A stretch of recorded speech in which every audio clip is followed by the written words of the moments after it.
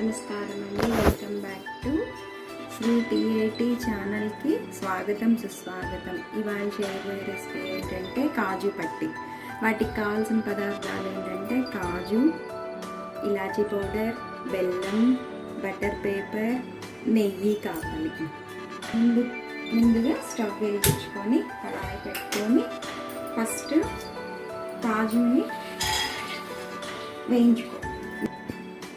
కాజుని ఒక స్పూన్ నెయ్యితోటి వేయించుకోవాలి.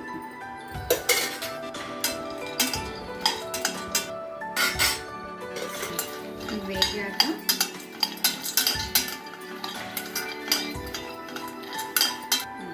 వేగాయి. ఇప్పుడు ఇవి పక్కకు తీసుకొని సపరేట్గా పెట్టుకోవాలి. ఇప్పుడు మళ్ళీ 1-2 స్పూన్స్ నెయ్యి తీసుకోండి. నెయ్యి తీసుకొని బెల్లం కరగబెట్టాలి. ఒక చిన్న గ్లాస్ తోటి చూసుకొని వాటర్ పోసుకోవాలి. బెల్లం కరగడానికి వాటర్ తీసుకున్నాం కదా, ఇప్పుడు కరుగుతుంది.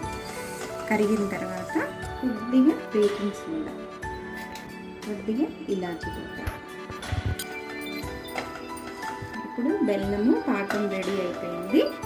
ఇప్పుడు వేయించుకున్న కాజు వేసేసి ఇలా కలుపుకోవాలి. నేను బెల్లం పౌడర్ తీసుకున్నానండి. నల్లగా ఉందనుకున్నారు, ఇది బెల్లం పౌడర్ ఇలాగే ఉంటుంది, మంచిగా ఉంటుంది టేస్ట్ కూడా.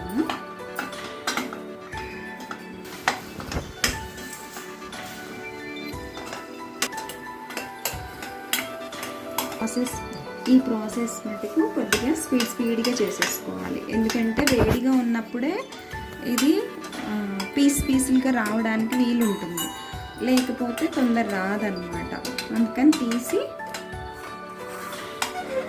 వెంటనే ఒక బౌల్లో బటర్ పేపర్ పెట్టుకున్నాం కదా, రెడీ చేసుకున్నాం కదా, దాంట్లోనే వేసి పెట్టుకోవాలి. దీన్ని లేయర్ లాగా చేసుకొని ఇలా స్ప్రెడ్ చేసుకోండి. ఇప్పుడు ఇలా వేసుకున్న వెంటనే వేడిగా ఉన్నప్పుడు మాత్రమే ఈ లైన్ గీసుకోవాలండి, లేకపోతే చల్లారిపోయిన తర్వాత రాదన్నమాట.